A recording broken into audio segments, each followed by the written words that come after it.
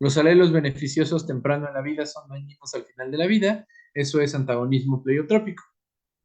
Las personas con fragilidad deben ser excluidas de los tratamientos. Es falso. Quedamos que solo marca a la gente como más vulnerable o con riesgo de, pero de ninguna manera prohíbe los tratamientos. Un programa de señalización celular que lleva a la detención irreversible del crecimiento celular es la senescencia celular. Eso es debido a que evita que las células sigan dividiéndose. Las células senescentes son metabólicamente inactivas. Eso es falso. Producen el SASP. Concepto evolutivo que involucra autopercepción, funcionalidad y relación con la sociedad es envejecimiento exitoso. La espiritualidad no está relacionada con el envejecimiento exitoso, es falso. Vimos que desde la Fundación MacArthur se dieron cuenta que sí estaba involucrado y que no tiene que ver con la religiosidad, sino con el sentido de trascendencia de la vida. Está determinada por el contexto socioeconómico, temporal y político, es la esperanza de vida. Esto de los cuales es una medida epidemiológica que se utiliza para saber qué tanto impacto tiene una enfermedad en una población. Y también existe una que se llama DALIS con D, que trata de medir los años de vida sin discapacidad que una persona tiene. Luego está determinada por las características de la especie, de las que están aquí es la longevidad. ¿Cuál no es una característica del envejecimiento? Que sea reversible. Acuérdense que la parte de dinámico no es que echemos para atrás el envejecimiento, sino que logremos que suceda más despacio. Y algunas enfermedades pueden hacer que suceda más rápidamente. ¿Cuál no es, ¿Cuál no es una intervención que promueve el envejecimiento exitoso? Las vitaminas y los antioxidantes. El objetivo de la geriatría es, de estas que están aquí, sería la compresión de la morbilidad y la discapacidad. Eso es otra o una forma parafraseada de decirlo que el objetivo es ver que la persona aproveche al máximo su funcionalidad.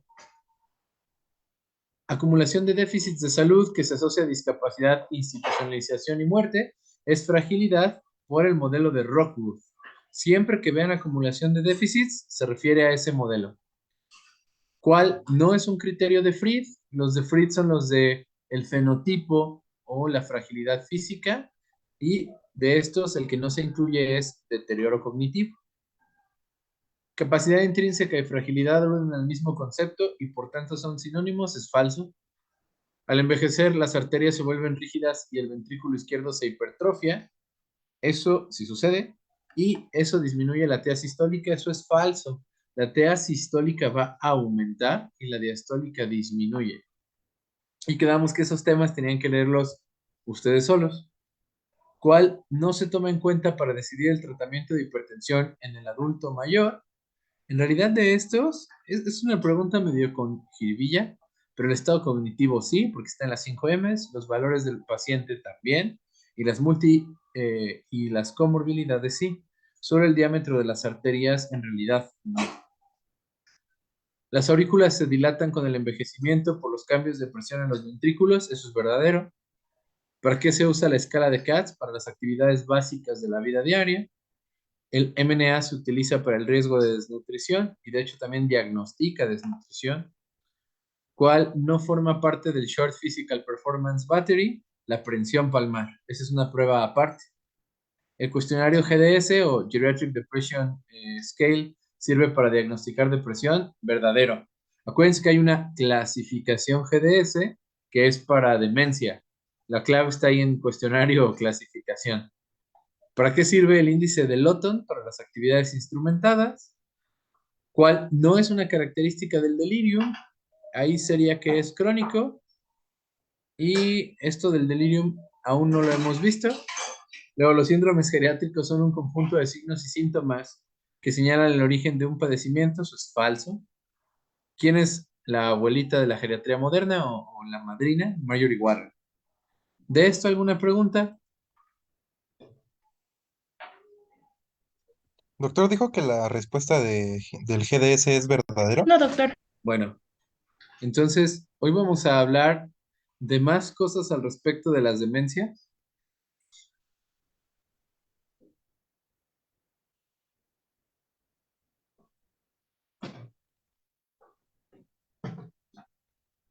Entonces, hasta ahorita lo que hemos visto es que quien tenga una queja de memoria, lo indicado es que se haga un tamizaje para poder saber si esa queja objetivamente entra en el terreno de una enfermedad. Y una vez que eso se realiza, lo que tenemos que hacer es descartar todas las causas potencialmente corregibles de trastornos cognitivos. Y eso implica no solo investigar cosas nuevas del paciente como diabetes, hipertensión, problemas de tiroides, problemas infecciosos como hepatitis y VIH, hacer una imagen de la cabeza para ver qué está pasando. Y también implica que las enfermedades que el individuo ya tenga diagnosticadas, les demos el mejor control posible. Una vez hecho todo eso, o al mismo tiempo para ganar tiempo, al individuo lo tiene que valorar de preferencia un neuropsicólogo para poder hacer un perfil de qué podría estar pasando cognitivamente. Ese perfil que se realiza nos ayuda a saber qué región del cerebro o qué funciones están más afectadas y eso junto con una historia clínica de la evolución de la queja cognitiva nos orienta al tratamiento. Cuando uno tiene que diagnosticar una demencia, se hace en etapas. La primera etapa es esto que hemos platicado, de hacer un tamizaje y ver las causas descartables. Una vez que se ha llegado a la conclusión de que no hay una enfermedad que esté aportando al problema cognitivo, y en algunos casos cuando es muy obvio el cuadro clínico, pasamos a una segunda etapa que es la búsqueda de biomarcadores. Y la tercera etapa, aunque deberían realizarse al mismo tiempo, es el perfil neuropsicológico. Y entonces con las tres cosas, la queja de memoria que afecte la funcionalidad, los biomarcadores y el perfil, podemos decir qué tipo de demencia existe. Entonces, vamos a estarnos refiriendo a demencias que para DSM-5 se llaman trastornos neurocognitivos mayores. Si ustedes leen textos antiguos, cuando se usa el término demencia, suele asociarse al conjunto de afasia, agnosia, apraxia y amnesia. Y esto ha caído en desuso debido a que no todos los trastornos neurocognitivos de un origen neurodegenerativo tienen estos síntomas o estas alteraciones. Pero para fines de la clase, como por costumbre, utilizaremos eh, intercambiablemente demencias y trastorno neurocognitivo mayor. Sin duda, para fines de exámenes de los que ustedes hagan a futuro, trastorno neurocognitivo mayor es el término más apropiado. A la hora de hablar de demencias, cuando decimos demencias nos referimos no a una enfermedad específica, sino a un grupo de enfermedades que todas tienen en común que van a dar problemas neurocognitivos lo suficientemente graves como para que se pierda la funcionalidad. Es uno de esos términos sombrilla que les he mencionado que agrupan muchas cosas. Y solo para insistirles, recuerden que no existe la demencia senil. Solo envejecer no ocasiona demencia. Se necesita que estén pasando otras cosas, que haya factores de riesgo, que haya daños específicos que lleven a que uno desarrolle de la demencia. Entonces, la pura edad no es la causa de estas enfermedades. Para que podamos definir demencia, les decía que se hace en etapas y algunas veces lo encontrarán en los textos como identificar el síndrome demencial. Cuando escuchen síndrome demencial, a lo que se refiere es a una queja cognitiva que se hace objetiva con una prueba y que se sepa que la funcionalidad del individuo está afectada por este déficit cognitivo. Y para DSM-5 está establecido como en la tabla. Cuando una persona tiene un deterioro cognitivo, dos desviaciones estándar por debajo de lo normal, y que esa pérdida cognitiva interfiera con la independencia, que afecte la funcionalidad. Y esto es importantísimo, por eso les decía que la primera etapa es el despiste o el descarte de las causas corregibles. Para que uno diga que es una demencia, no puede achacarse a delirium, a otra enfermedad médica o a una condición psiquiátrica. Cuando hablemos de delirium, en general, no es por... El delirium no puede explicar la demencia, pero en el caso de otras enfermedades médicas o psiquiátricas, tienen que ver que cuando ya hay demencia, es una progresión o un empeoramiento sobre el estado basal del individuo, de como ya tenía su cognición alterada por alguna enfermedad, que empeore francamente, y que ese empeoramiento sea el que lleve a la pérdida funcional. Y la otra forma de saber que no es por alguna de las enfermedades que ya tenía la persona, es que éstas estén en buen control, que tengan un control adecuado. Denme un segundito.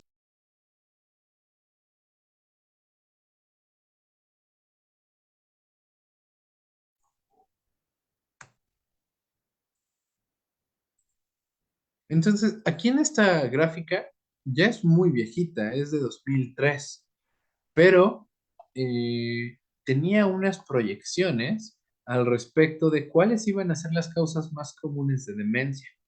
Y sabíamos que conforme pasaran más años y hubiera más gente envejecida y por lo tanto con más tiempo de exposición a los factores de riesgo, más casos de demencias íbamos a ver. Y las proyecciones iniciales apuntaban a que el Alzheimer iba a ser la más común. Sin embargo, en datos más recientes pareciera que es la vascular y la mixta. Como pueden ver en esta gráfica, que ya es más nueva, que es de 2021. Y entonces la prevalencia de las demencias sí sigue teniendo una importancia grande el Alzheimer, como lo pueden ver en ese color naranja, pero creemos que en los cerebros, por los factores de riesgo, muchas de las cosas que están pasando en realidad es una enfermedad cerebrovascular, por lo que la causa vascular probablemente sea la más común. Y aún más que la vascular, quizás sea la mixta. El motivo de esto es que cuando se hacen necropsias, se encuentran en los análisis patológicos las lesiones vasculares sumadas al depósito inapropiado de proteína tau y de beta amiloide. Y eso hace pensar que haya formas combinadas. También podemos encontrar esclerosis del hipocampo con o sin la patología de Alzheimer. Y vean en este color crema hasta abajo es el resto de las demás demencias. Por eso es que casi todo lo basamos en Alzheimer como un punto de partida, pero bueno, existen otras enfermedades neurodegenerativas que dan demencia y muy probablemente el componente vascular sea muy importante. El hecho de que las demencias sean un término sombrilla es por cómo se sobreponen entre sí. Y en este diagrama de Venn pueden ver un poco de cuánto se comparte tanto de la patología como de los síntomas.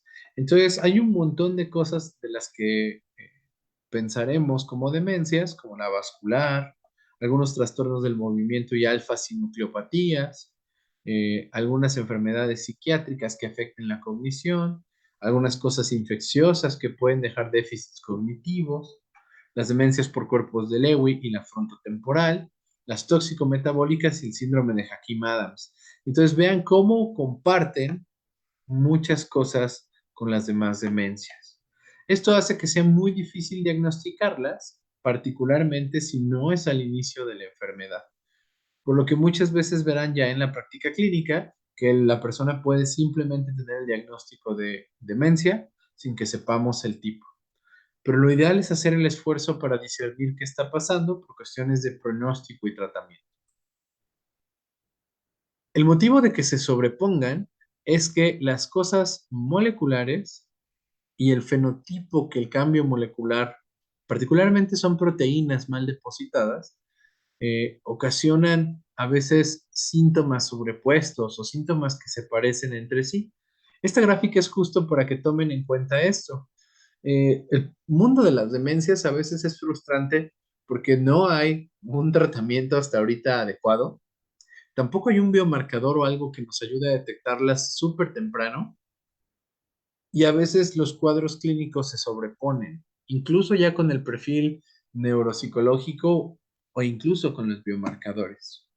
Pero justo esta complejidad que tiene nos ha permitido irlas estudiando más y más para poder desarrollar tratamientos.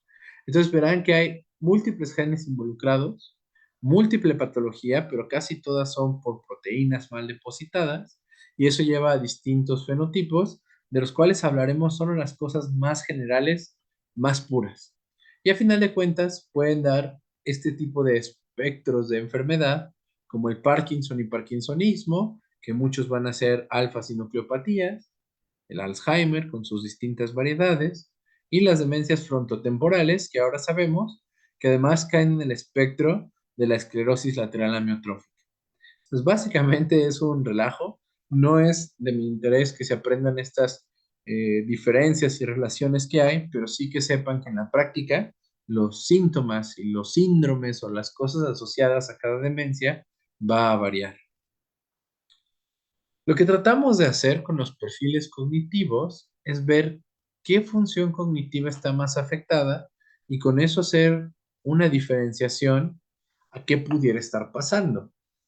Lo típico es que el Alzheimer, por ejemplo, se asocia a una pérdida inicial y con mayor intensidad de la memoria episódica, particularmente de corto plazo.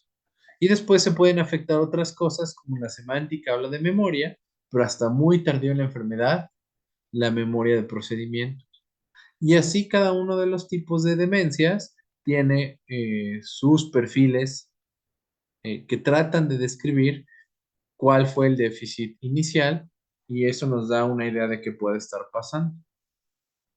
Y el resto de lo que pueden ver en esta tabla tampoco es necesario que se la aprendan, iremos viendo las cosas más importantes para ustedes, pero vean que no solo las demencias de las que hablaremos pueden dar trastornos neurocognitivos que afecten la funcionalidad. Hay un montón de cosas, incluyendo la depresión y la ansiedad. Y aquí pueden tener una tabla, esta sí les sirve para estudiar para los exámenes, de cuáles son las cosas que más se afectan en los principales tipos de demencias. Entonces, cosas que siempre tienen que saber, o por lo menos sospechar para que las puedan interrogar adecuadamente es cómo inició y qué velocidad tiene de progresión. Por ejemplo, el Alzheimer va avanzando muy lentamente a lo largo de años, mientras que las demencias vasculares pueden suceder como una escalera o de manera súbita. Las demencias por cuerpos de Lewy suelen ser o avanzar muy rápido y además se van a asociar con cambios no solo cognitivos, sino alucinaciones y alteraciones del sueño.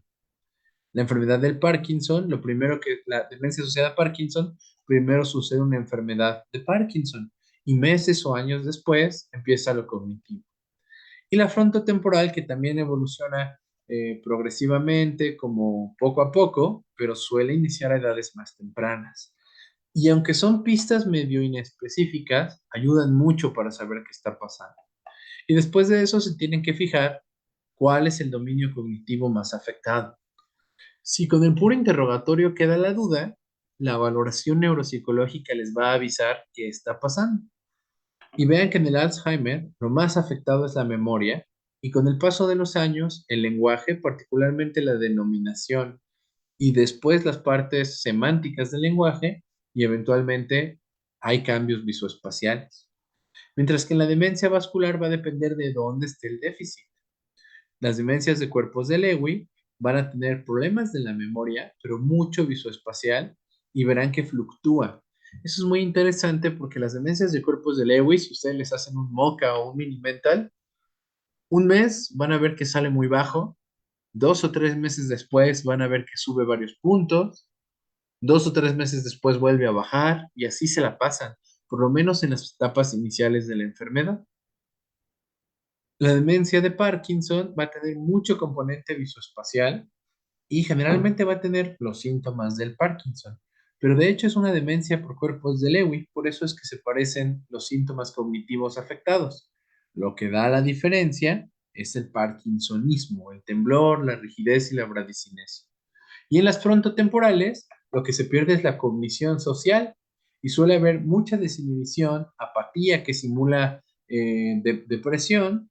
Puede o no haber cambios en el lenguaje porque hay algunas afasias progresivas primarias, son demencias frontotemporales y mucho de la función ejecutiva. Y la otra cosa es fijarnos qué está pasando de síntomas motores o síntomas neurológicos focales. El Alzheimer y las frontotemporales no lo van a tener. Las vasculares suelen tener los cambios por un evento vascular cerebral y las de Lewy tienen algún tipo de parkinsonismo. Lo que más notamos en las demencias de cuerpos de Lewy, más que temblor, son alteraciones de la marcha.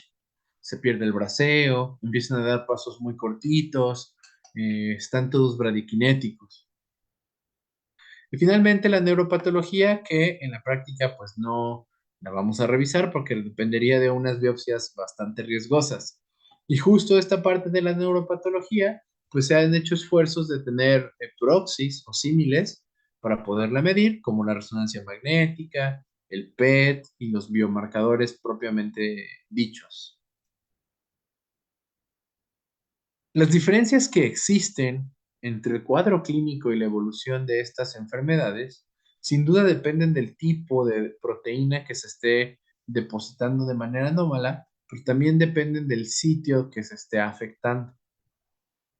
En la imagen lo que pueden ver es un PET con marcadores para ver dónde hay más atrofia y vean cómo cada uno de las enfermedades va a tener sitios distintos de afectación.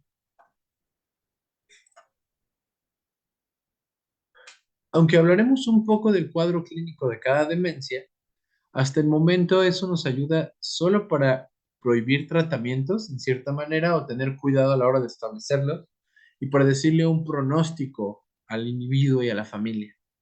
Lo que sí sabemos que funciona, y es más importante que los medicamentos, es la prevención. Y cuando ya está establecida una demencia, las intervenciones que se usaban para prevención ayudan para evitar que progrese rápidamente. Y son las mismas que mencionamos de la comisión de Lancet. Y ahí lo que ellos encontraron era que algunas cosas modificables como el consumo excesivo de alcohol, el traumatismo craneoencefálico y la contaminación disminuirían la incidencia y la discapacidad por demencia. Y además a eso habría que prestarle atención a otros problemas de los individuos que se pueden corregir, como la educación académica. Acuérdense que a más años de estudio, mayor protección hay en demencia o contra la demencia. Tratar adecuadamente la hipertensión, buscar corregir el deterioro auditivo, promover que la gente deje de fumar, disminuir la obesidad, detectar a tiempo y tratar la depresión, promover que la gente tenga actividad física, tratar adecuadamente la diabetes y promover la interacción social. Y vean que si lográramos intervenir en los 12 factores de riesgo, se podrían prevenir o retardar hasta el 40% de las demencias. Y otra cosa que es importante para nosotros es que estos factores de riesgo son más graves en nuestra región, por lo que los países con ingresos bajos o intermedios tienen riesgos muy importantes.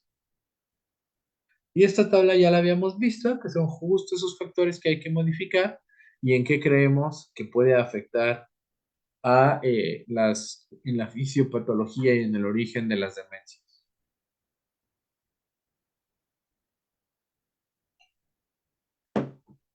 Otra cosa que de manera preliminar es importante que sepan, antes de que digamos enfermedad por enfermedad, es que la mayoría de estas en algún punto de su evolución van a tener síntomas del comportamiento o síntomas neuropsiquiátricos de demencia. Eso quiere decir agitación, agresividad, compulsiones, deambulación, eh, hipersexualidad, hiperoralidad, etcétera. Comportamientos que en general pueden ser intrusivos porque pongan en riesgo al individuo o porque pongan en riesgo a la familia o porque hagan que el cuidado de la persona con demencia se haga muy complicado. Y muchas veces lo que se antoja es simplemente darle un estate quieto al individuo, algo que lo calme, que lo duerma y que no haga más. El problema de esto es que es riesgoso y obviamente le reduce esta condición de persona al individuo. No podemos hacer que alguien que esté todo el tiempo sedado. Entonces van a ver que en la práctica eh, real es muy habitual que a las personas con demencia se les prescriba un antipsicótico, incluso antes de que desarrollen los síntomas que les decía. Y eso en general está mal. Sabemos que los antipsicóticos, debido a que se asocian a rigidez y eso lleva a caídas, traumatismos importantes, y además se asocian a arritmias, pues prolongan el QT. Y esto en conjunto aumenta la mortalidad, por lo que son fármacos que solo vamos a usar cuando no haya otra opción. Cuando ya se intentaron otras cosas y siguen estando los síntomas neuropsiquiátricos muy graves, o cuando de plano sepamos que la persona a cargo del cuidado del paciente está colapsada, le está costando tanto trabajo cuidar al individuo que su propia salud se afecta. La gráfica es simplemente cómo han cambiado las tendencias al tratamiento de estos síntomas. Y vean que desde 2005 el uso de los antipsicóticos eh, ha ido disminuyendo, tanto aquellos con efecto ansiolítico como hipnótico, y ha ido aumentando el uso de antidepresivos. Y eso se debe a pequeños estudios, y ahora ya hay unos más o menos grandes, donde los inhibidores selectivos de la recaptura de serotonina controlan los síntomas neuropsiquiátricos. Entonces, aunque vean que en la práctica clínica sea común el uso de antipsicóticos, no es estrictamente lo correcto. Lo mejor es utilizar un antidepresivo a dosis tranquilas e ir vigilando al individuo. Y las tendencias suelen ser a que sí parecen ser los fármacos menos malos para controlar estos síntomas. Entonces, hasta ahorita lo que hemos dicho es que las demencias son comunes. Es como, es muy probable que las encuentren en algún momento de, eh, de su práctica clínica. Tienen que saber que no todas tienen el mismo origen y que no todas tienen el mismo pronóstico. Y siempre es importante buscar las causas corregibles. La historia clínica de cómo le está yendo al individuo con demencia es muy importante para que tomemos decisiones. Y dicho esto, hay una entidad que nos preocupa mucho porque pareciera que la persona se está deteriorando muy rápido. Y en ese contexto es cuando el despiste de las causas corregibles es más importante, porque si va poco tiempo del daño al cerebro, más podemos preservar del mismo y que la persona, en algunos casos, se recupere. A estas entidades se les llaman demencias rápidamente progresivas. Entonces, son condiciones que progresan desde la primera vez del síntoma hasta tener demencia en 1 a 2 años. La mayoría ocurre en semanas o meses. Y aquí lo importante es que puede haber una causa corregible. Sin embargo, las causas son raras y difíciles de identificar, por lo que si su historia clínica sugiere una rápidamente progresiva, hay que enviarlo a un tercer nivel, porque va a requerir que se hagan PETs, funciones lumbares, identificación de anticuerpos, cosas complejas. Pero que si se logra detectar algo y se corrige, le preservas mucho cerebro al individuo. La causa más común de una demencia rápidamente progresiva es la enfermedad por priones. Sin embargo, es difícil de diagnosticar y suele ser en un sitio de riesgo.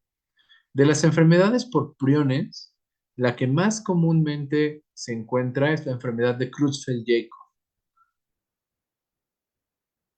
Para que uno sospeche que hay una enfermedad por priones, aunque la más común es espontánea, puede ser por contacto con las partículas priónicas, que son solo trazas de material genético. Suelen estar, o las personas que pueden tener el riesgo, son los que manejen ganado, los veterinarios, la gente que trabaja en rastros y en laboratorios, particularmente cuando no usan equipo de protección. Entonces suele ser muy raro que existan. Yo particularmente nunca he visto que una demencia con sospecha de que sea rápidamente progresiva alguna vez se encuentre priones, pero sí está reportado. Esta gráfica que les muestro es tan dramática en el que el 60% de todas las rápidamente progresivas es por priones, porque es de un centro de referencia, que es la Universidad de San Francisco.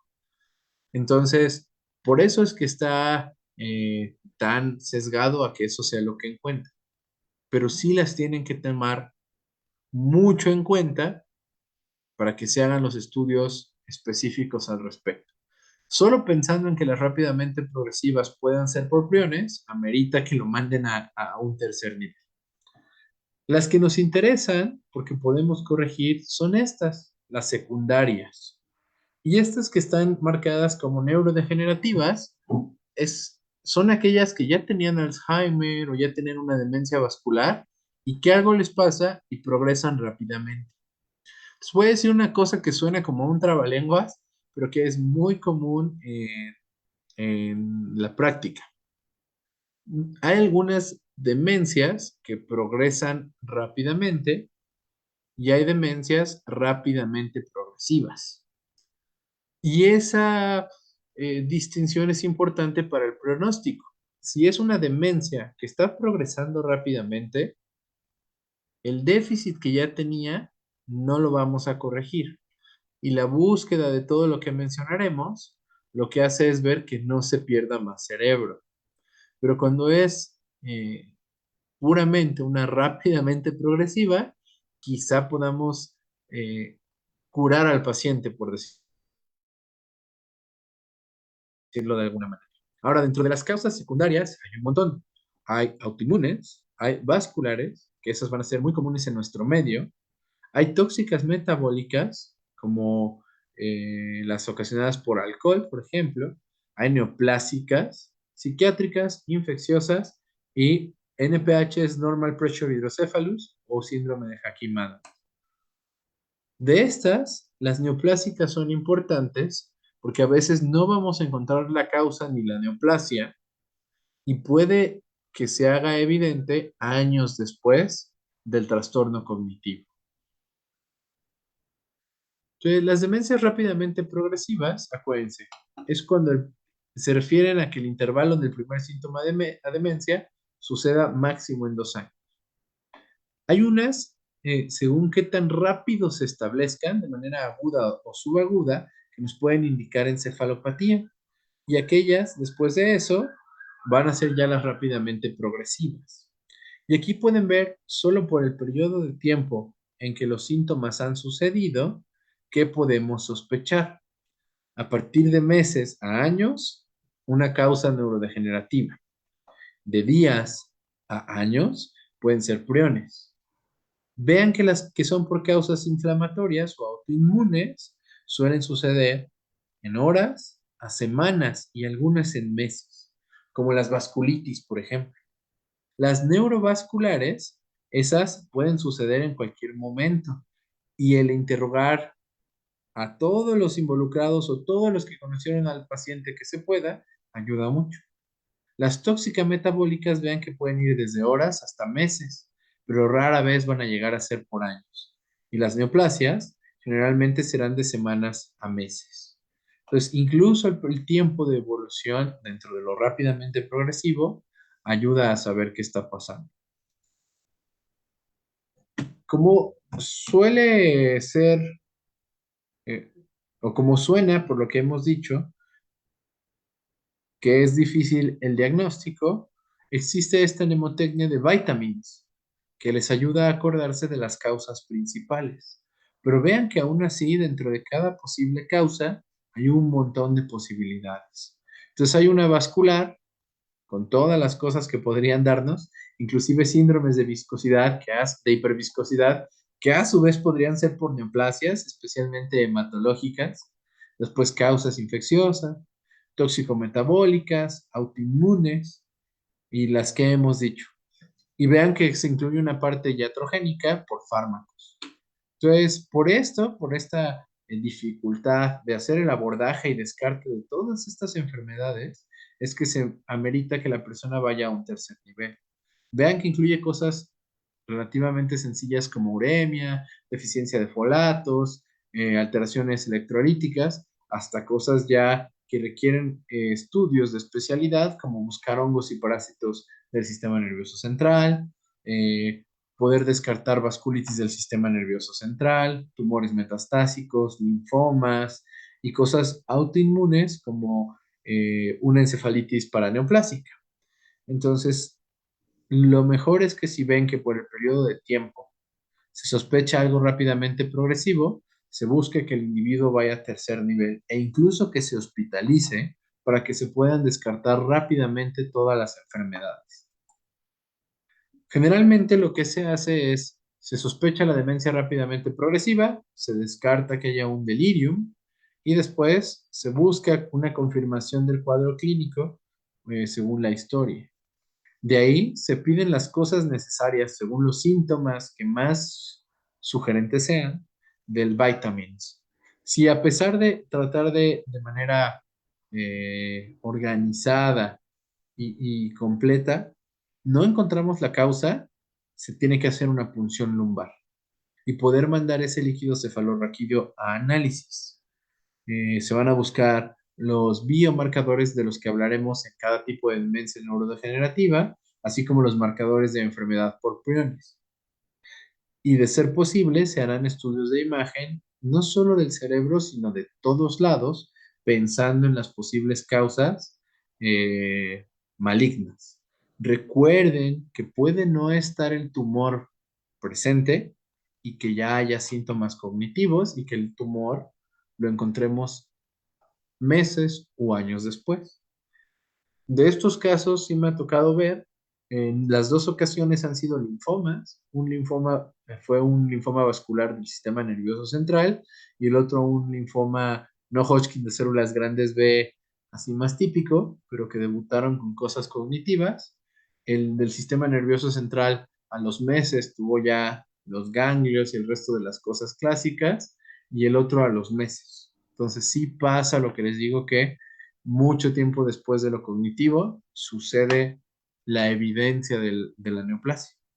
Y si de plano no se encuentra nada y estamos seguros que no hay infección ni linfoma, con la intención de preservar cerebro, se dan dosis altas de esteroides. Y si no encontramos nada, entonces planteamos una biopsia. Es raro llegar a la biopsia, a mí nunca me ha tocado verlo, pero lo pueden encontrar en la literatura.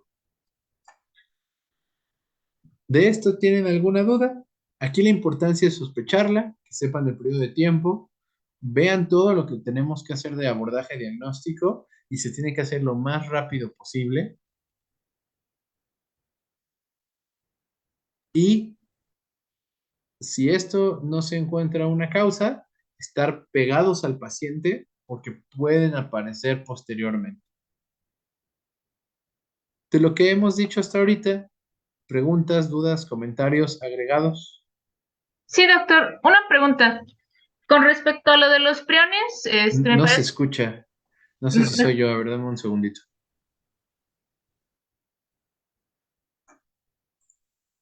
Listo. ¿Me escucha? Sí. Ah, gracias, doctor.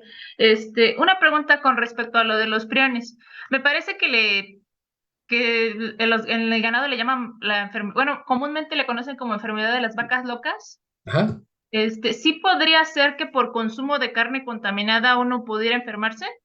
Así es. Por consumo y por manipulación. O sea, sí, sí tiene que ser como que te comas la carne cruda o que esté muy manipulada. No, no es una cosa común, por suerte, porque tiene una mortalidad altísima, ¿no? Entonces, pero sí es por esto. Sí. Hay otra forma de enfermedad por priones que es por canibalismo, que se dieron cuenta en las tribus de Oceanía, cercanas a Australia y Nueva Zelanda, que tenían como costumbre el consumo de carne humana, incluyendo el cerebro, y les daba, creo que le dicen kuru al mal, pero es una enfermedad por priones. Y hay otras formas de por enfermedad de priones que se consideran hereditarias, eh, como estas cosas del insomnio mortal y ese tipo de cosas ya extraordinariamente raras, pero sí las pueden encontrar en la literatura. Lo más común es una forma espontánea, que en realidad lo que hace alusión es que no se encuentra el sitio de contacto, ¿no? No se encuentra la evidencia epidemiológica de dónde la persona agarró el prión. Pero de donde más se puede estudiar es por la exposición. eh, Se supone que por las normas sanitarias no tendríamos que verlo, porque la gente que manipula el ganado al sacrificarlo tendría que usar guantes y tendría que lavar y estas cosas. Pero en algunos sitios rurales, donde quizá no se respeten tanto estas normas, pudieran llegar a verlo, ¿no? Pero es sumamente raro. Por eso les decía que la gráfica que utilicé está como sesgada al Creutzfeldt-Jakob, debido a que se hizo en un sitio de referencia. Pero como ellos son los que más lo estudian, casi todo lo que busquen a leer de rápidamente progresivas lo escriben ellos. Entonces van a encontrar gráficas similares. Pero en algunas otras pocas series que hay publicadas, no por la Universidad de San Francisco, las demencias ya establecidas que evolucionaron rápidamente, las vasculares y las neoplásicas, suelen ser las más comunes. Gracias, doctor.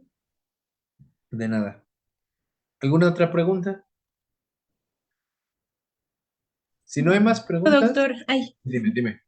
sí, es que me quedó la duda sobre las enfermedades, las neurodegenerativas las que rápidamente progresan. ¿Había mencionado Ajá. que esas son las que pueden curarse o No, es que no, no? al revés. O sea, es que como los términos se parecen mucho, por eso suele la confusión. Cuando tú escuches demencia rápidamente progresiva, es a la que hay que buscarle las causas, porque sí las puedes curar. Por ejemplo, si es un Hakim-Adams, la hidrocefalia normotensiva, le haces una punción lumbar o le pones una derivación ventriculoperitoneal y lo curas, básicamente, o lo mejoras un 80%, un 50%. Si es una neoplasia y la encuentras y la tratas, igual mejoras la cognición un 80 o 50%. Una vasculitis, le das esteroides, se apaga la vasculitis y mejora la cognición. Eso pasa. El problema es que hay un grupo de personas que como nadie se dio cuenta que tenían demencia y de repente se ponen más graves rápido, esos pensamos que pudieran ser rápidamente progresivas y no, eran demencias ya establecidas, pero que su progresión se aceleró. Ahora, la lógica es igual. Tienes que descartar todos los problemas que dijimos para ver qué la está acelerando. Solo que a esos, en lugar de mejorarlos a como antes de enfermarse, les recupera solo un poquito. Ujú. Ok, gracias, doctor. De nada. ¿Alguna otra pregunta? Ok. Son 4:31. Ahorita a las 4:40 continuamos para hablar unas cosas de Alzheimer.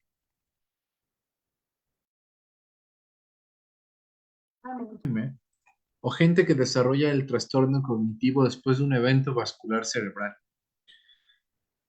Y esto es obvio porque pues son las dos más comunes. Al hablar de Alzheimer vamos a tocar algunos puntos generales de las demencias también, como el tratamiento farmacológico. Pero de antemano sepan que el beneficio es muy pobre. Incluso hace poquito leí una entrevista con el que era, porque ya cambió, el director de los Institutos Nacionales de Envejecimiento de Estados Unidos, y él mismo dice que no es partidario del uso de estos fármacos porque en realidad no dan ninguna mejoría. Y en cierta manera tiene razón.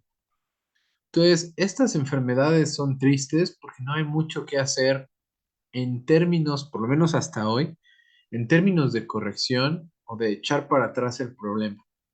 A lo que hemos logrado llegar es a la prevención con estas cosas que la Comisión de Lancet agrupó en un solo artículo.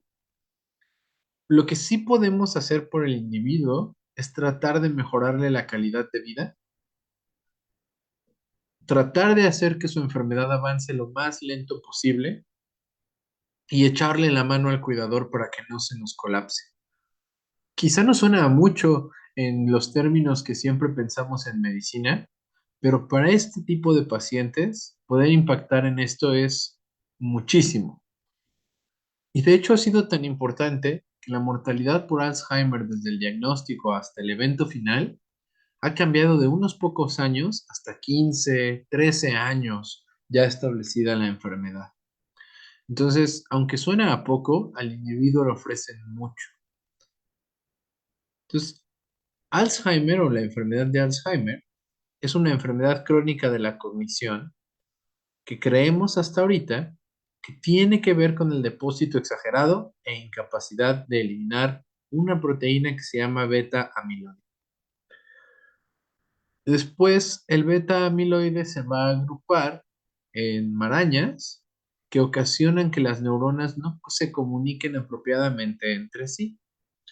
Y debido a que tiene una predilección de suceder en el hipocampo y en el lóbulo temporal, lleva a que haya afectación muy importante de la memoria. Es controversial si el beta amiloide realmente es la causa o si de fondo hay otra cosa y el beta amiloide solo es la expresión fenotípica. Y debido a los desarrollos de medicamentos contra beta amiloide, pero que no logran modificar la cognición o la funcionalidad, esta idea de que el beta amiloide no es la causa del Alzheimer cada día es más importante. Creemos ahora que lo que más probablemente ocasiona el Alzheimer es el depósito de otra proteína que se llama tau, particularmente cuando está fosforilada o que tiene que ver con una disfunción de la barrera hematoencefálica que ocasiona inflamación, activación de la microglía y que eso lleva al depósito anómalo de las proteínas. Entonces, esto está muy en discusión y aunque se han gastado miles de millones de dólares en ello, no hay una conclusión hasta ahorita. Sabemos que el Alzheimer tiene una etapa preclínica y prodrómica que dura muchos años en los que las personas tienen cambios cognitivos que no caen fuera de la normalidad y que eventualmente pasan esa línea y eventualmente afectan la funcionalidad. Y también a un grupo de personas sanas se les han encontrado las proteínas anómalas que les mencionaba, sin que estén hasta en cierto momento afectando ya las funciones cognitivas y la función general. Ya que una vez que se establece la enfermedad, es decir, ya que hay falla cognitiva, la etapa clínica y la supervivencia es alrededor de 10 años, o ese es el promedio, pero pueden vivir más si se controlan las demás enfermedades.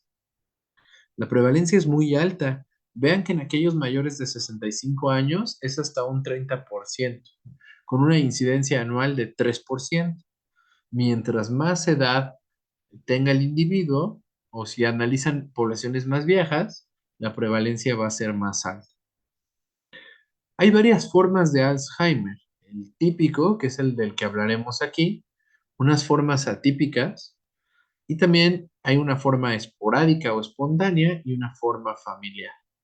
La forma esporádica es la más común, siendo el 95% de los casos, y la familiar solo el 5%.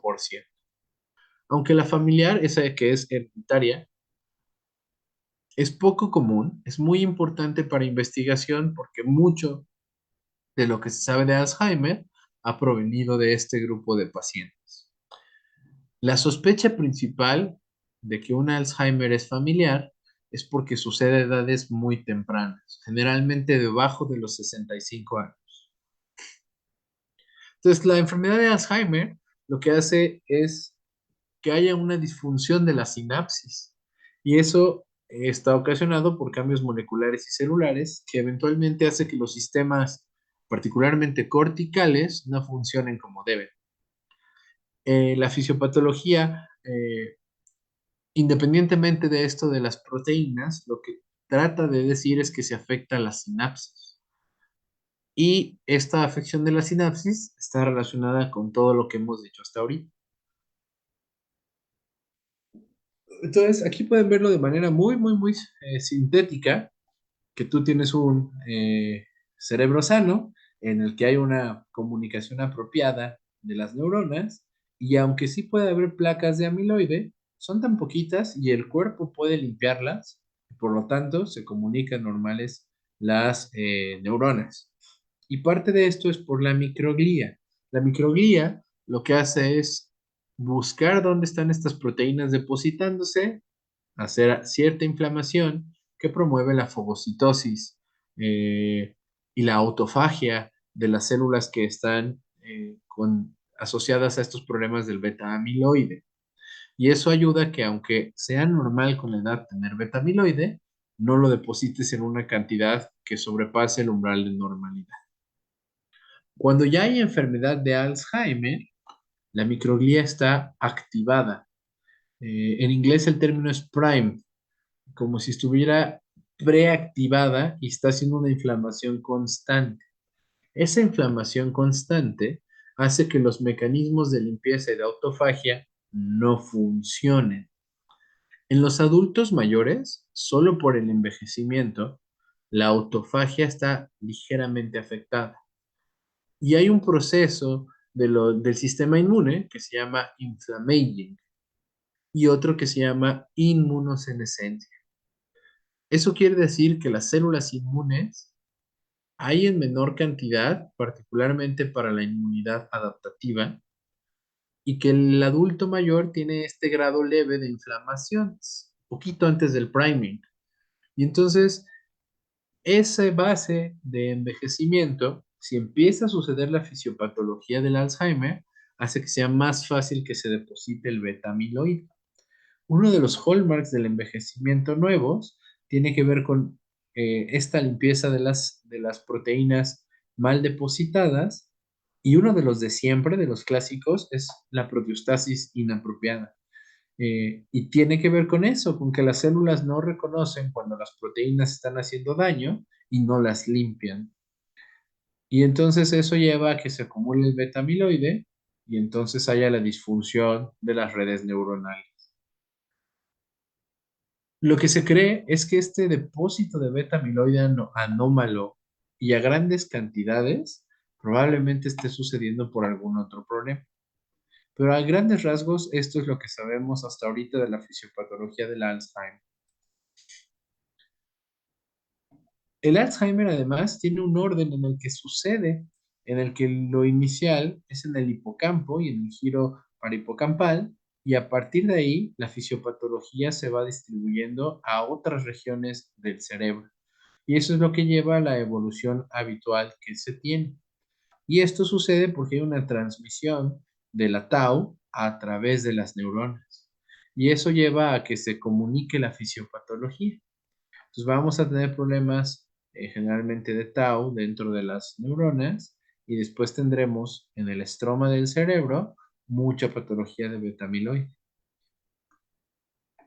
Eso en conjunto a lo que lleva es a la disfunción de las redes neuronales. La manera en que estas proteínas dan problema es al aglomerarse en placas y eso va a ocasionar que haya disfunción de células como los oligodendrocitos que van a liberar citocinas. La liberación de estas citocinas lleva a una inflamación que va a activar a la microglía, que va a estar afectando a las neuronas y eso va a llevar a su vez a que se liberen estas proteínas anómalas que la neurona va a introducir a su citosol y le van a dar disfunción y que después las pueden liberar Y esta liberación de tau va a llevar a más inflamación de la microglía, que lleva a más depósito de beta amiloide, y así hacen una asa de retroalimentación que va a afectar más y más neuronas. Eventualmente, esta afectación lleva a atrofia, a neurodegeneración, a muerte de las neuronas y a que se vaya haciendo más chiquito el cerebro. Y creemos que a la par de esto, los astrocitos que le deberían de estar dando sostén a las neuronas, sufren toda esta inflamación y a su vez van a ocasionar disfunción de la barrera hematoencefálica.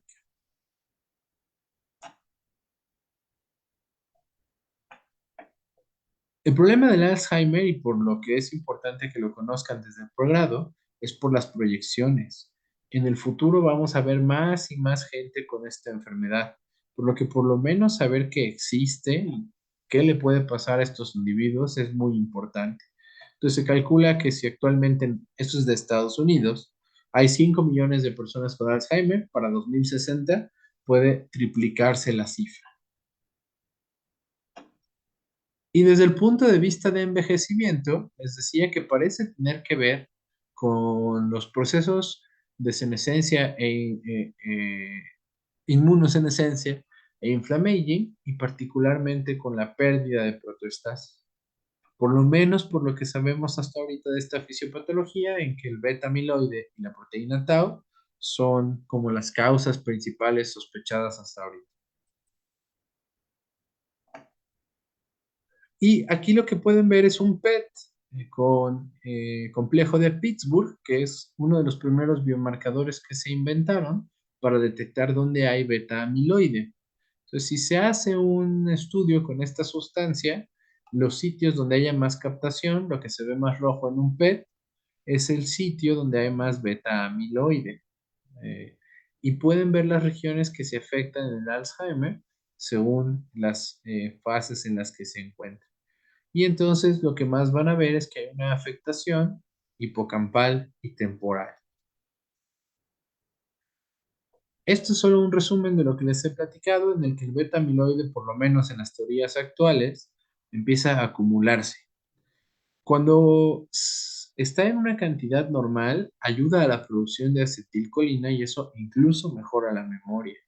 Pero en la presencia de la inflamación, la disfunción de la barrera hematoencefálica y la pérdida de la proteostasis, el beta amiloide pasa el umbral de la normalidad y en lugar de ayudarnos, afecta. ¿Por qué? Porque a grandes niveles se sabe que ocasiona que las mitocondrias neuronales disfuncionen y eso eventualmente ocasiona la aparición de radicales libres que llevan neuroinflamación y la neuroinflamación alimenta esta asa de retroalimentación.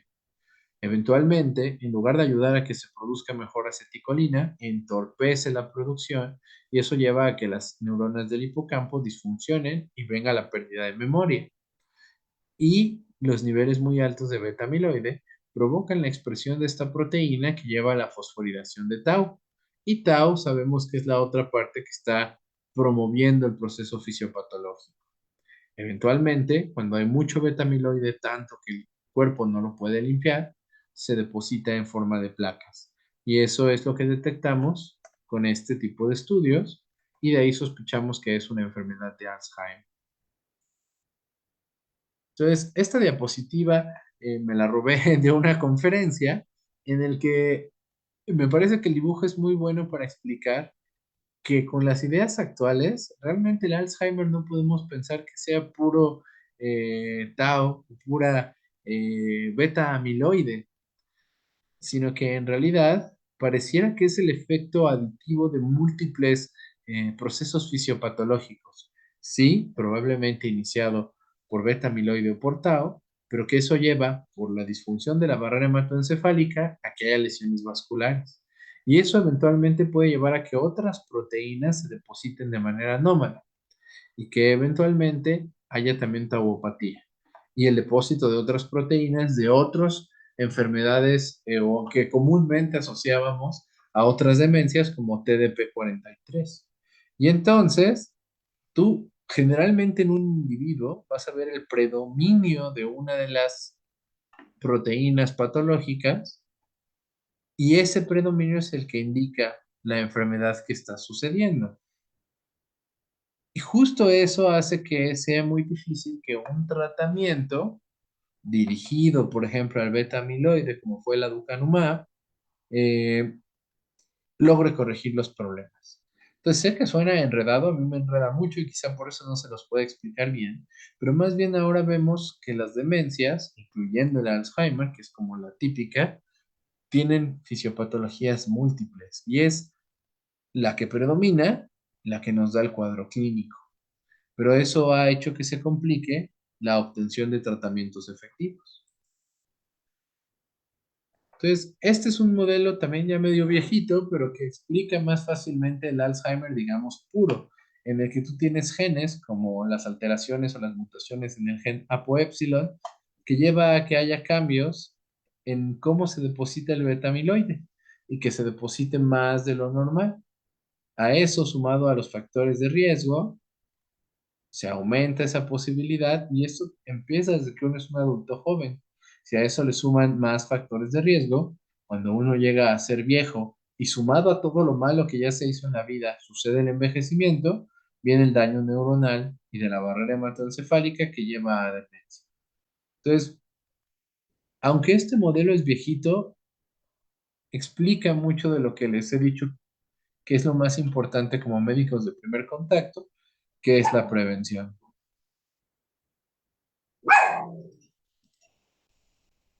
Y como habíamos dicho, en general de las demencias, el Alzheimer tiene esta misma evolución desde un periodo preclínico donde todo lo del depósito de beta amiloide y tau está sucediendo, hasta que es demasiado, da pérdida en la función cognitiva, eventualmente da deterioro cognitivo leve, eventualmente afecta la función y ahí ya lo conocemos como demencia. Y esto es, aunque ya les he dicho, es una discrepancia del envejecimiento normal que esperaríamos.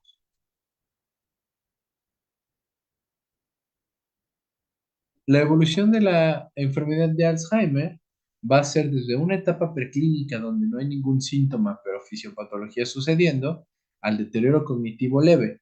Recuerden que el que más se asocia a Alzheimer es el unidominio con predominio amnésico o el multidominio donde lo más afectado sea la parte amnésica.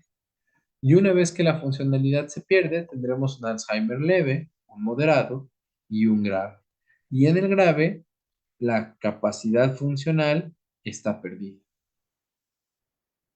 Los factores de riesgo ya los hemos mencionado, que son las cosas que la Comisión de Lancet encontró, como la presión arterial, la baja actividad física, el bajo entrenamiento cognitivo y la baja educación. Más que entrenamiento cognitivo, la estimulación cognitiva y la baja educación académica. Pero también, y todo esto obviamente si influimos para que mejore, se vuelve protector. Y hay otros factores de riesgo que quizá no son modificables, como la edad, la historia familiar, la presencia de las mutaciones de ApoE4, el síndrome de Down, el traumatismo craneoencefálico y los factores de riesgo cardiovasculares. En la historia familiar, sí se sabe que alguien que tiene un familiar con Alzheimer tiene más riesgo, pero no es una cosa causal, excepto en el Alzheimer familiar que dijimos que es 5% o menos. Generalmente sospechan que la persona tenga riesgo alto por herencia si las personas de su familia que tuvieron la demencia la tuvieron a edades tempranas, menos de 70 años y más importantemente, menos de 65.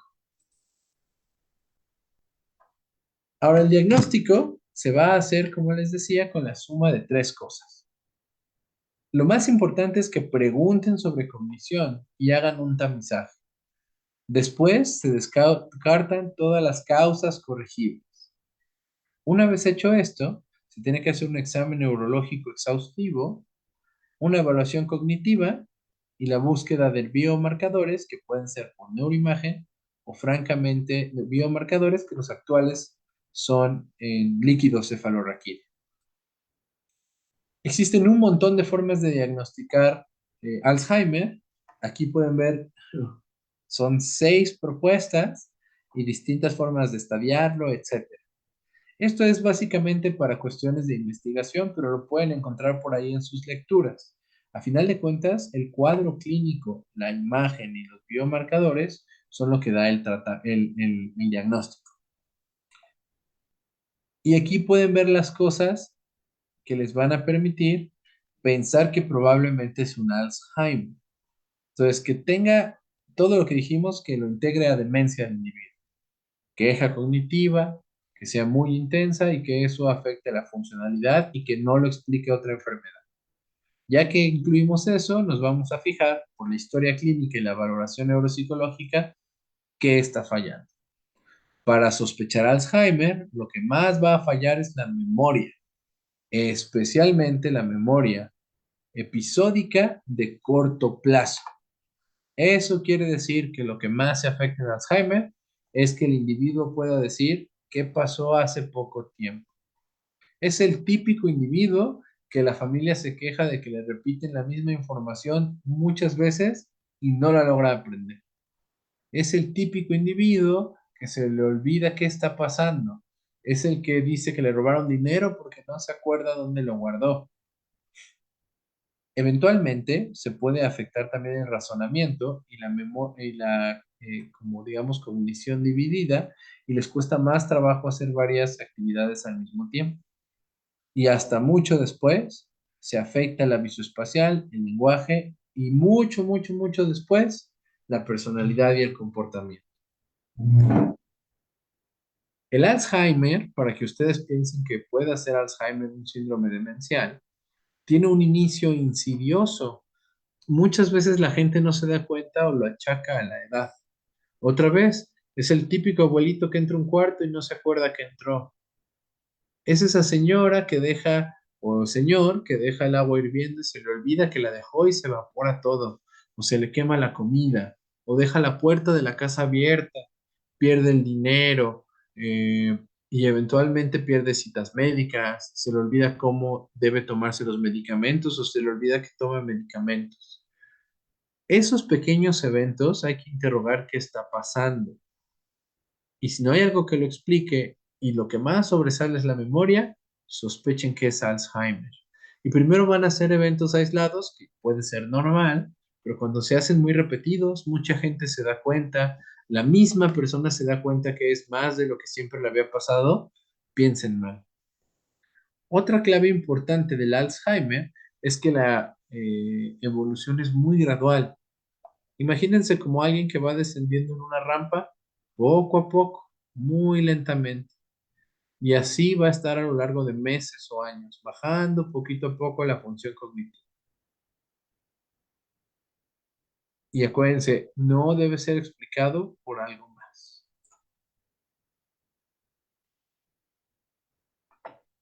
Y de las cosas que buscaremos como biomarcadores, puede ser una imagen para tratar de encontrar beta amiloide, o puede ser buscar en líquido cefalorraquídeo el depósito o la cantidad que haya de beta amiloide y de proteína T, de proteína tau, ya sea total o fosforilada.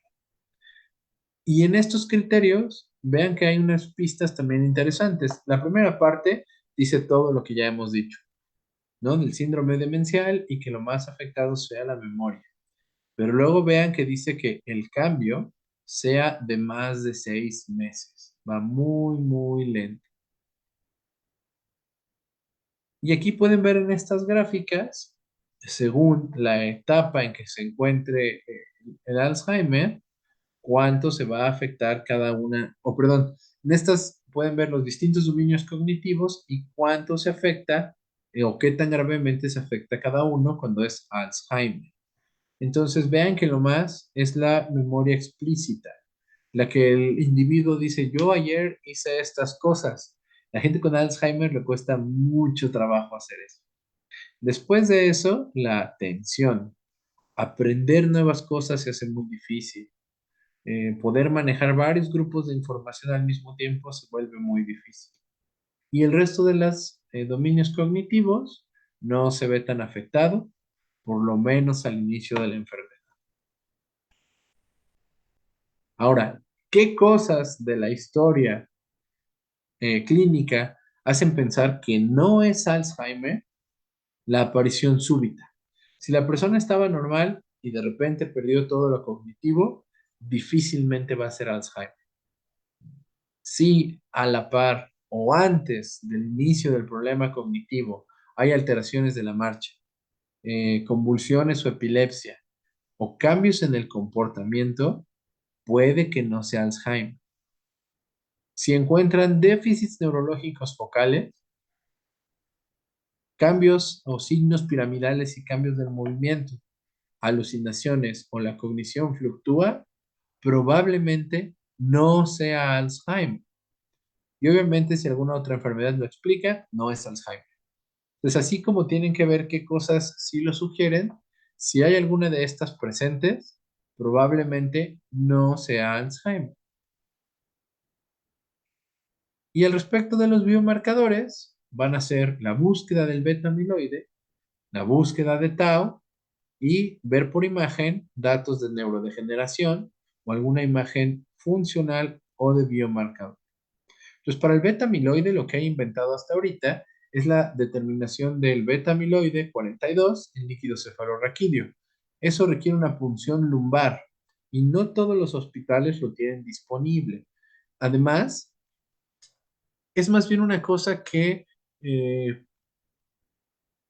confirma o aumenta tu sospecha del diagnóstico o lo descarta.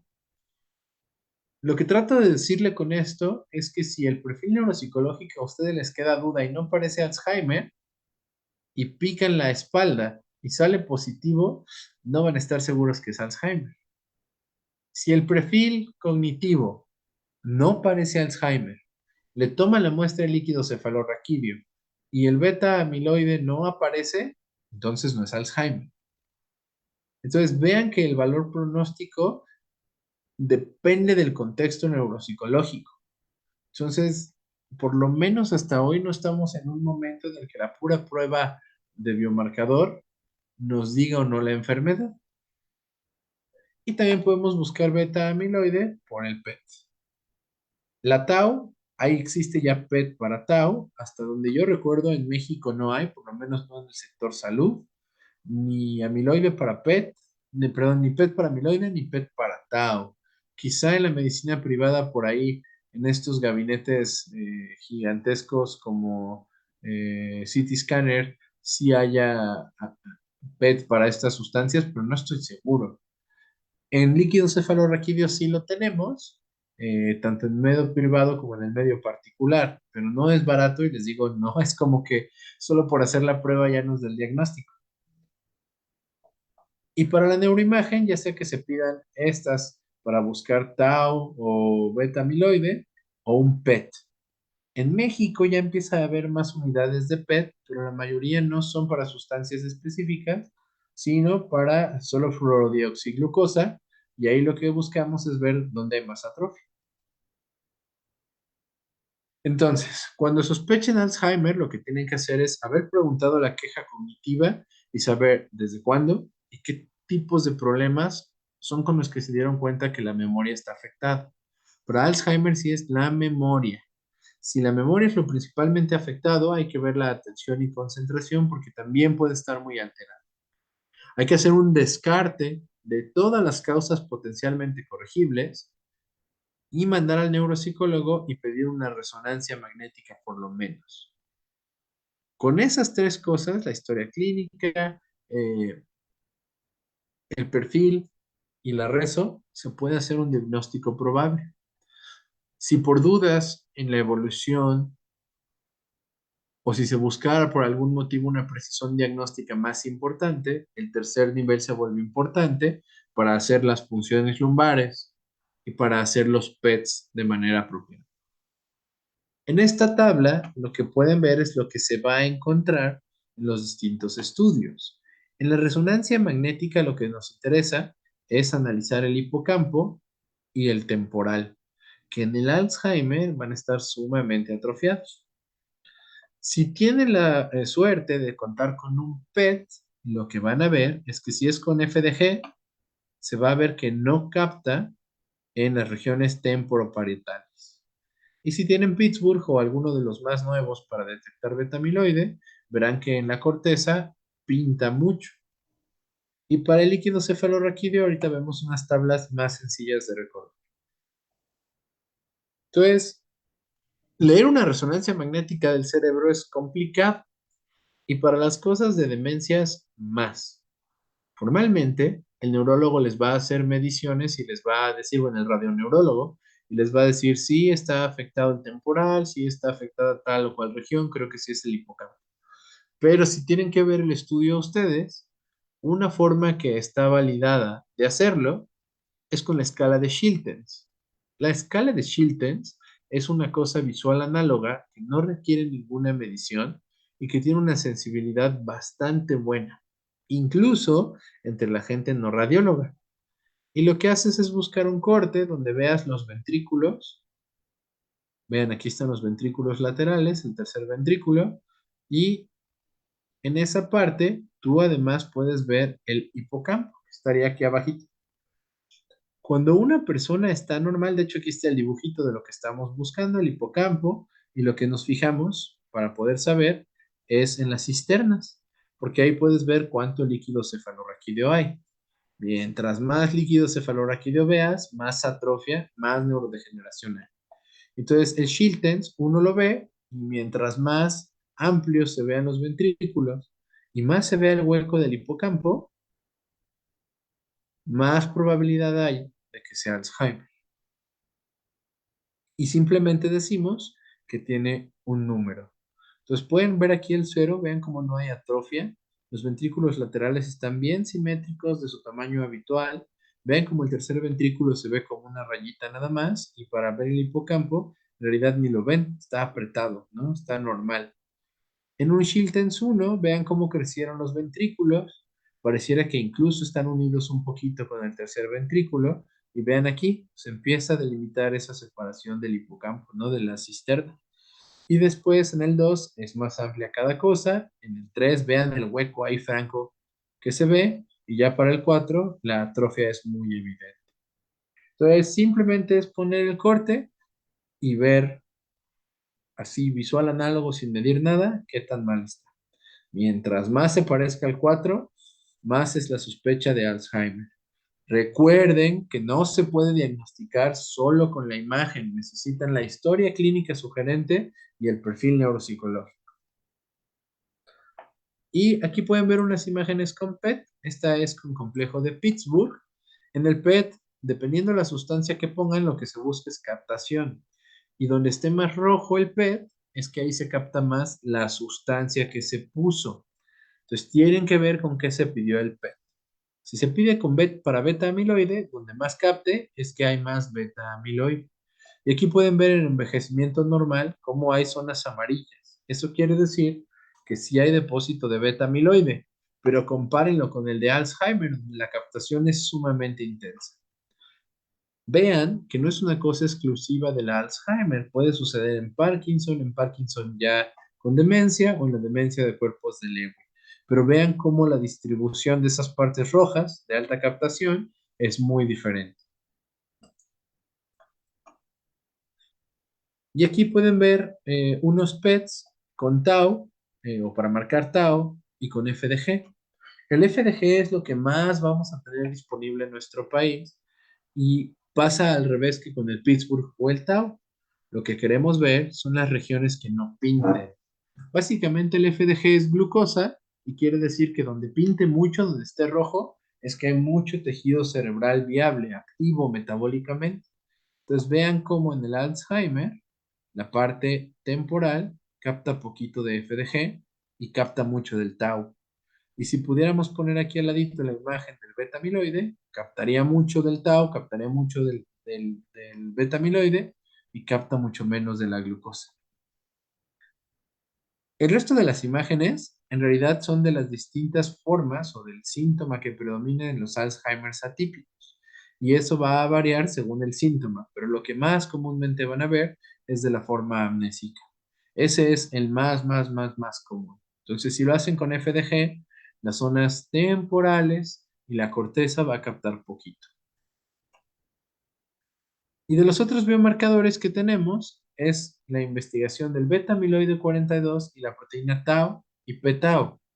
Tau, a veces la van a ver como t-tau, es la tau total, y p-tau es la tau fosforilada. Y básicamente lo que buscamos, si hay Alzheimer, es que el beta-amiloide en líquido cefalorraquídeo esté bajito, pero la tau alta. Si encuentran esa mezcla de cosas, beta amiloide bajo y tau alto, en el contexto de la sospecha por la historia clínica y el perfil neuropsicológico, eso es Alzheimer. Pero en realidad hay muchas formas de que estos biomarcadores se encuentren y no lo descarta. Entonces se vuelve complicado. Y el problema es que los marcadores que tenemos hasta ahorita, vean que no alcanzan a encontrarse en la etapa presintomática. Suceden ya que tenemos la enfermedad establecida y por eso solo son útiles para el diagnóstico y la confirmación de la sospecha diagnóstica, pero no a manera de tamizaje. Y esto es lo que les decía de las distintas combinaciones que existen de los biomarcadores. Para fines de pregrado, con que sepan que el beta amiloide va a estar bajo en líquido cefalorraquídeo y las variedades de tau altas, es suficiente. Y además vean que esa combinación es la de sensibilidad y especificidad más alta. Si encuentran cualquier otra combinación, mejor mándenlo al tercer nivel porque se tiene que discutir en un grupo de expertos dedicados a demencia. Y para fines de sus exámenes, por ejemplo, los de acceso a residencias, etcétera, esta combinación es la ganadora. Beta amiloide 42 baja, con las dos variedades de tau altas, Alzheimer. Lo que esperamos de un Alzheimer es que vaya perdiendo funcionalidad poco a poco. Esta línea punteada lo que trata de decir es que si le cuidamos las demás enfermedades, si prevenimos, quitamos los factores de riesgo que se pueda, si prevenimos los síntomas neuropsiquiátricos y tratamos de usar lo menos posible los antipsicóticos, la persona puede vivir 10 años, 12 años o más. Si dejamos a libre evolución y no se controla nada, lo más probable es que la persona viva pocos años y que evolucione más rápidamente. Y más o menos con lo que nos podemos dar cuenta que la persona va mal es con lo que se va perdiendo de función y cognición. En la etapa leve va a ser la memoria episódica. En etapa moderada va a empezar a haber desorientación temporoespacial, se pierde la función instrumentada o las actividades instrumentadas de la vida diaria, después se pierde el lenguaje y vean, eso que preguntaron en la clase pasada, hasta una etapa moderada que sigue cambiando, empieza a perderse el juicio. Y ya muy avanzada la enfermedad, hay apraxia y ya muy prácticamente terminal, hay pérdida de la capacidad de comunicación. Existen formas de clasificar qué tan grave es el Alzheimer. Estas, lo mejor es que no lo intenten hacer de memoria. De igual manera pueden tener estas tablas y preguntar qué está cambiando y clasificar. Esta que ven ahorita se llama FAST, es muy utilizada en los estudios de investigación y vean que se basa en características clínicas, en la duración de la enfermedad y en pruebas cognitivas, en este caso el Mini-Mental. En términos generales, para un médico igual de primer contacto, con estas características podrían darse una idea muy buena de qué tan grave es la demencia que tiene la persona. Y vean que en la 1 es envejecimiento normal, no hay enfermedad. En la 2, deterioro cognitivo leve. Y ya que es demencia, se afectan primero las instrumentadas, esas que son muy complejas, como pagar las cuentas o que son las finanzas, en la cocina, los cuidados del hogar y el transporte. Y después de eso, la persona deja de poder elegir adecuadamente la ropa para el clima. Después ya no pueden vestirse por sí mismos. Después no pueden bañarse por sí mismos ni ir al baño. Después viene la incontinencia. Después vienen los cambios en el lenguaje. Y después se pierde la movilidad. ¿Se acuerdan que les había dicho que si no hubiera enfermedades involucradas, la funcionalidad se perdía en un orden específico? En el Alzheimer, si no hay otra enfermedad, ese orden se mantiene. Mientras más se afecten las actividades de la vida diaria, primero avanzadas, luego instrumentadas y al final básicas, más grave está el Alzheimer. Y esta es la otra escala, el CDR. El CDR requiere un entrenamiento especial para aplicarlo, pero igual se pueden dar una idea general teniendo la tabla ahí. Lo importante del CDR es que lo que más marca es la memoria. Eso quiere decir que si tienes la memoria en 3 y todo lo demás en .5, sigue siendo 3, sigue siendo grave. La excepción a esto es que tuvieras memoria en uno y todo lo demás grave. Pero en el CDR la memoria manda. Y lo único que haces es haber interrogado al paciente, revisado, haber hablado con el familiar, que te platiquen en qué se equivoca, cuál es la queja, qué le ha fallado de las actividades del día a día, y buscas la viñeta clínica donde encaje la persona. El tratamiento, les decía que es un poco triste porque a pesar de múltiples esfuerzos que se han hecho, lo que les hemos logrado ayudar a estos pacientes es poco. Incluso en lo no farmacológico. Les decía alguna vez que la geriatría y los neurólogos dedicados a las demencias, en realidad lo que hacemos es control de daños. Buscar que esto evolucione lo más lento posible y mejorarles la calidad de vida. Todo lo que decía la comisión de Lancet lo tienen que hacer ustedes como médicos generales o como médicos que potencialmente vean pacientes no viejos.